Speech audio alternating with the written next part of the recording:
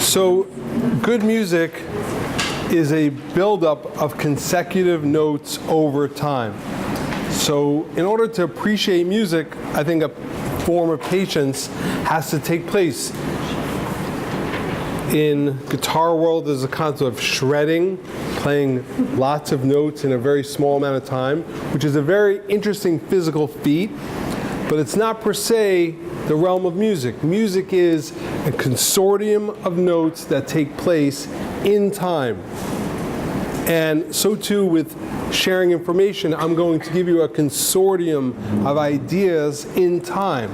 And as you see them string together, it will build a song. You'll come out hearing something very clear.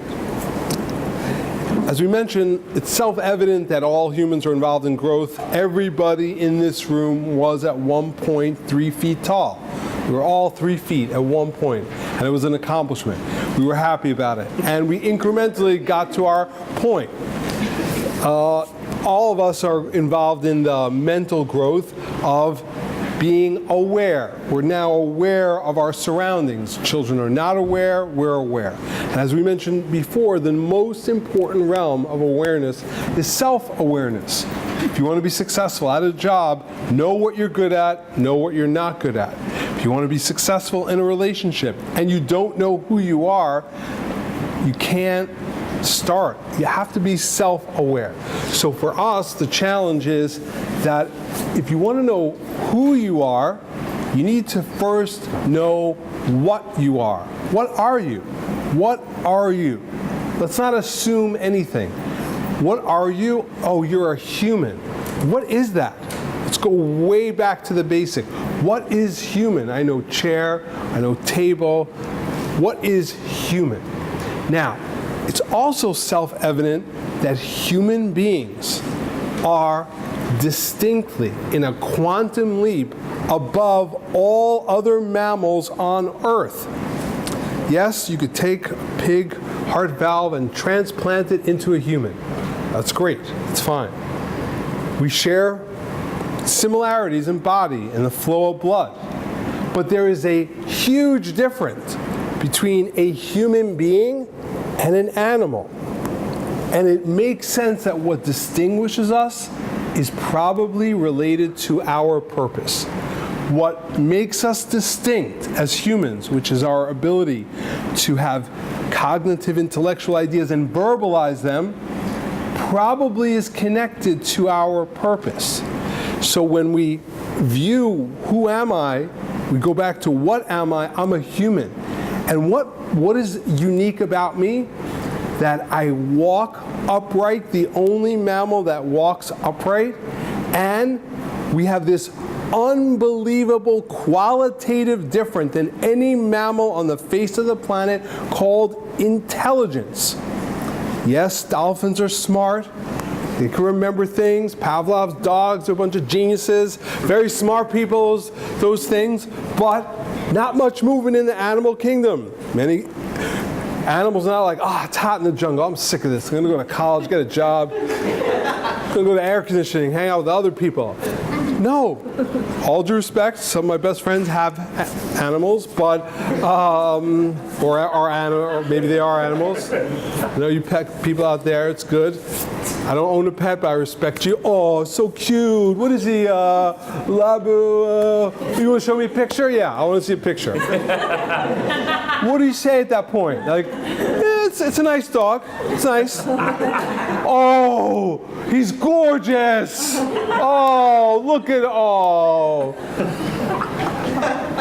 That's me in an elevator. Because the elevator is a whole uncomfortable thing. You come in there, you got this 10-second entrapment with you and this person and their dog. All right, so you're like, why are you jumping on him? Oh, I can't believe you. Sit down, come on. Yeah, it's really unlike him to jump on me.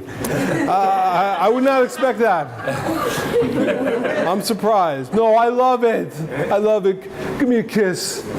Yeah.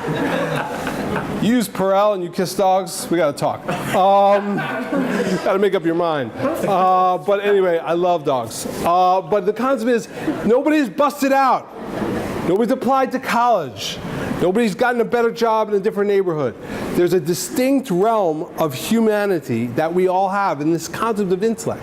So the Torah reveals to us our construct, and when we analyze how the Torah describes the construct of who we are, we will begin to see what our purpose actually is.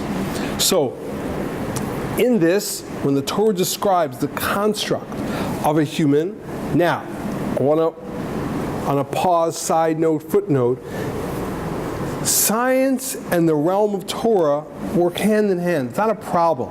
A huge myth we'll discuss is, doesn't science disprove that? I mean, once you have concepts of Big Bang, evolution, dinosaurs, so pretty much the whole thing goes out of the window. We could all just steal and eat on Yom Kippur, but everything be fine now because we just evolved and there's no responsibility. Okay, so if you play by that, it means if science indicates differently, you also have to go with that. So as a different discussion, please email me afterwards, I'll give you the data and we'll discuss the actual data, is that if anything, it indicates a greater realm towards Torah than not. As one example, and probably the most important example, is the concept of the radical 3 words that the Torah begins with, which is in the beginning. For until very recently in the 20th century, modern science held that in the beginning is the stupidest thing you could say. In the beginning, Aristotle said clearly there was no beginning. The world always existed. There never was a point. And Einstein himself grappled with this when he first developed the theory of relativity. And in 1915, he saw that there was an indication that the universe is expanding, that it's moving, and if it's expanding forward, it means that it was prior to that not in that expanded position, which indicated to him that possibly the universe had a beginning. And when he saw the Hubble telescope showing that, in fact, yes, Big Bang is a reality, it's not up for debate, that the universe had a beginning, that became the beginning of a philosophical grappling that all scientists had, is that how do we deal with the fact that the world came into being?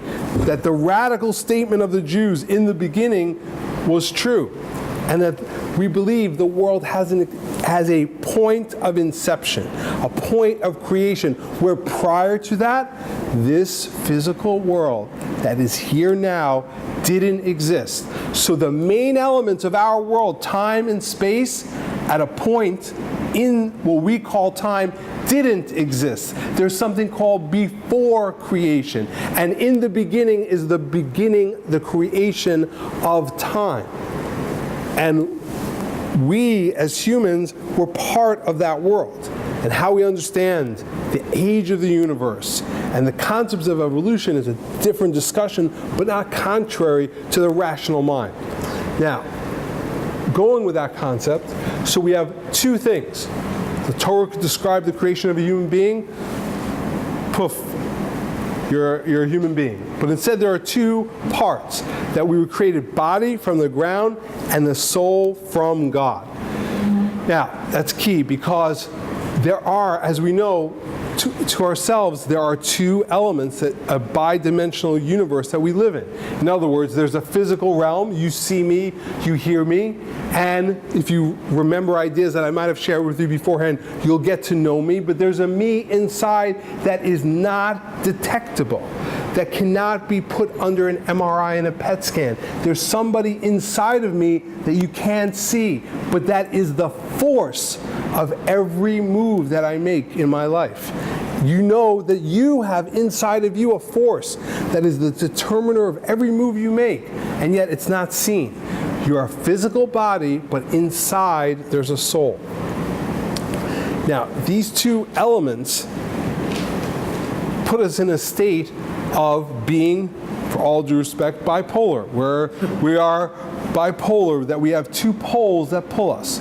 Because when we say the earth, which is the metaphor of the physical world, that's the starting point of the body, and the soul comes from God, the starting point of the soul is from this realm of eternal, each one wants to pull back to its original realm.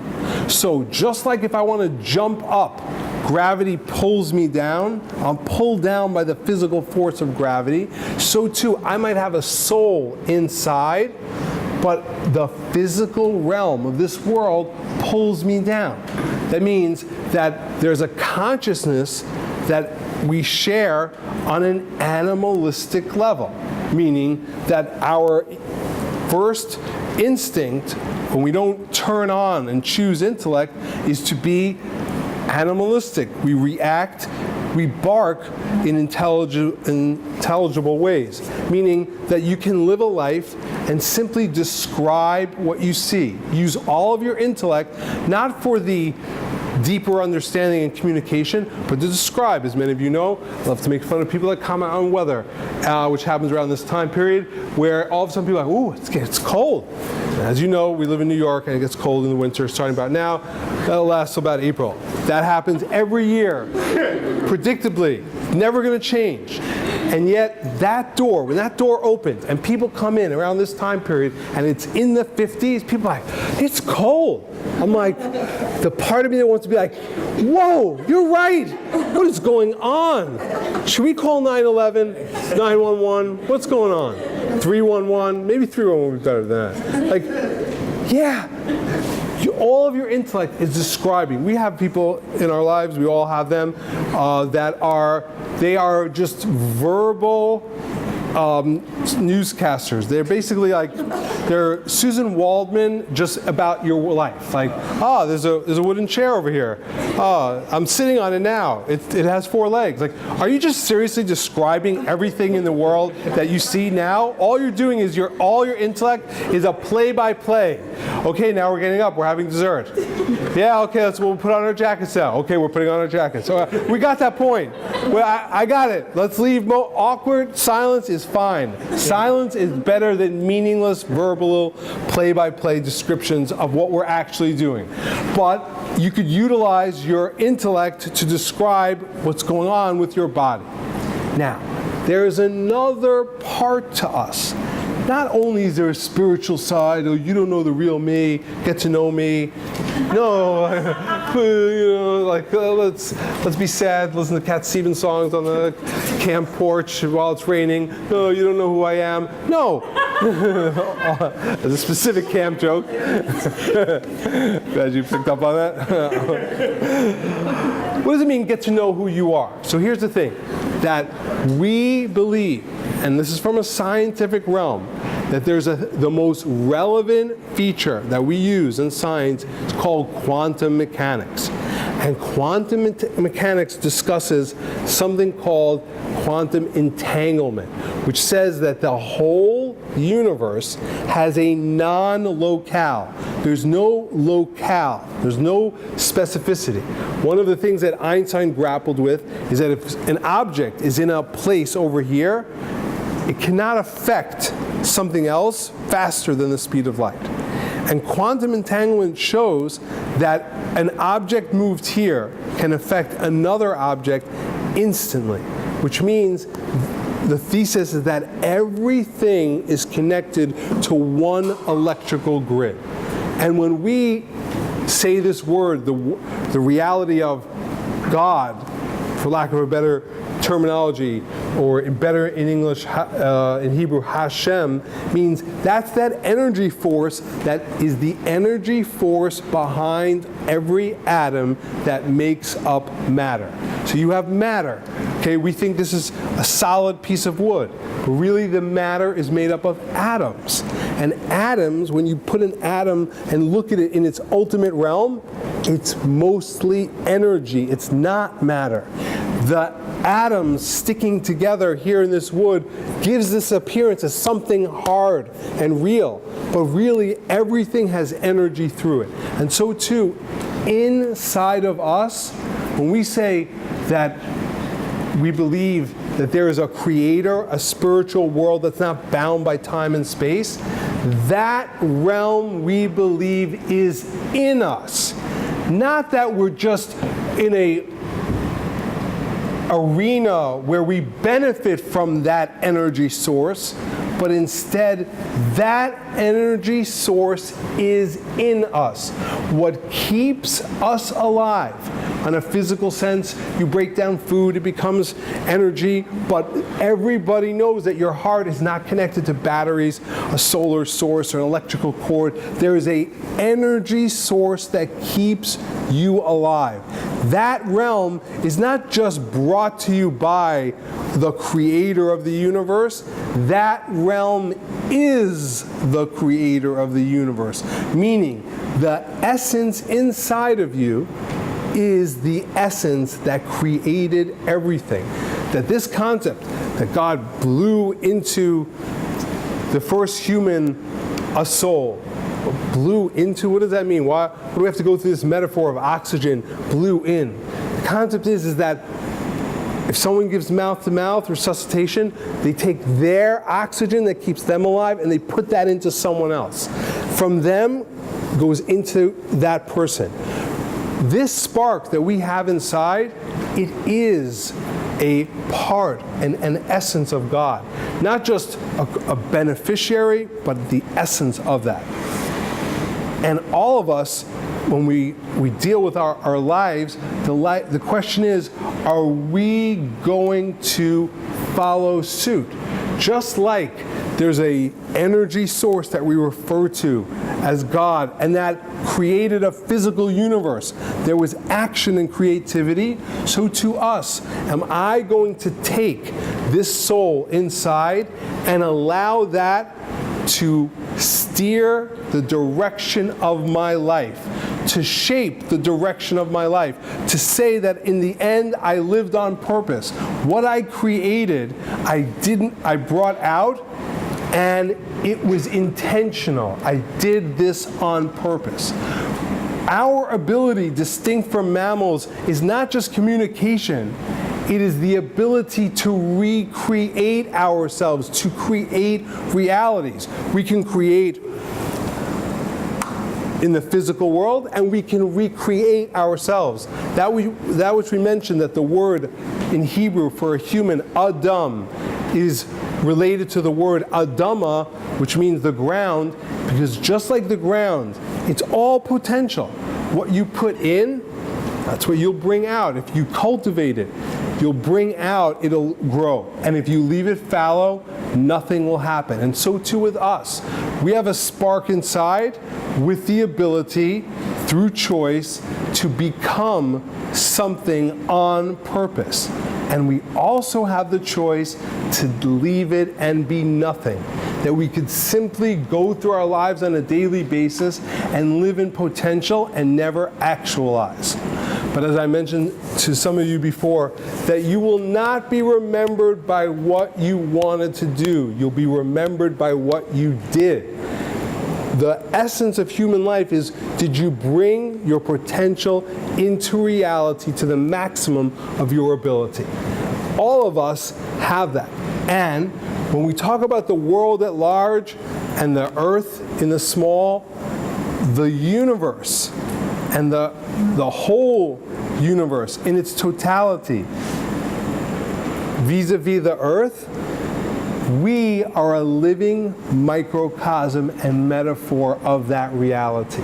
Not just that we are people on the planet and we're in the audience and we gain from the concert, but that our construct is in direct correlationship to the construct of the universe. There's a world and this spiritual realm called God that gives life to everything, and there's a physical world that's dark, the earth that we live in. We are in direct proportion to that. Here are the SATs coming to real practical fruition. Stanley Kaplan is going to be happy that you know this. We say God is to the physical world like the soul is to the body. That inside of me, there's a spirit, a creative force of energy, and I have a physical body. My goal is to ma'od. I want to bring out the tov. I want to grow myself, I want to create and ma'od the tov. That is the construct of how God is to the universe. Within us is this dimension. And that means all of us, when we talk about what are we are this realm.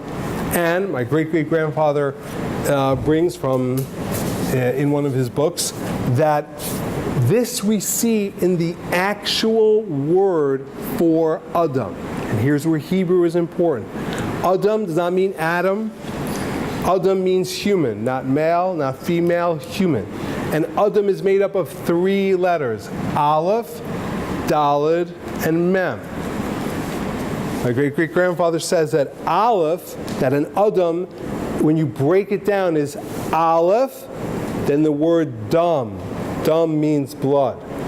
Aleph, Dam. Aleph always represents God. Aleph is the first letter of the alphabet. And numerology-wise, it is the number 1.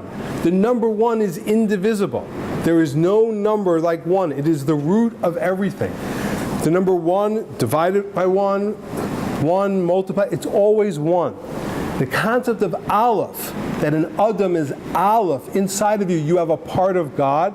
The concept of number 1 is not we're number 1, rooting for your team number 1. Number 1 means that it is all one.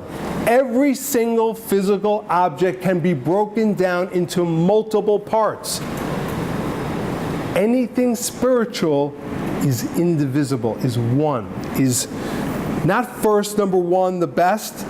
1 insofar as indivisible. Every physical realm, every physical object is able to be divided. Something that is spiritual is all one. And in that context, the concept of relativity is perfect. That what Einstein said, that time and space are relative to this world. But if you take 2 twins, leave one on Earth, shoot the other one way far away, they will not be affected by time like we are on Earth. Time and space are relative. They're here. And what do? They divide. Time, you're here now. Not a half hour ago and not a half hour from later. Space, you're here now, not in Israel, not anywhere else. Time and space are dividers. It always implies multiplicity. 1 means that it's all connected. And we believe that there's a universe, as we speak now, that runs through us where it's all one. And that oneness is in us. And we have a body, which is represented by the Hebrew word dam, daled, mem. That's blood.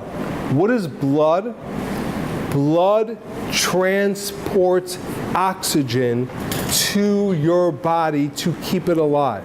We depend, this thing called breath that's inside of us, oxygen is equal. We all need oxygen. You can eat different foods, but we all breathe the same air.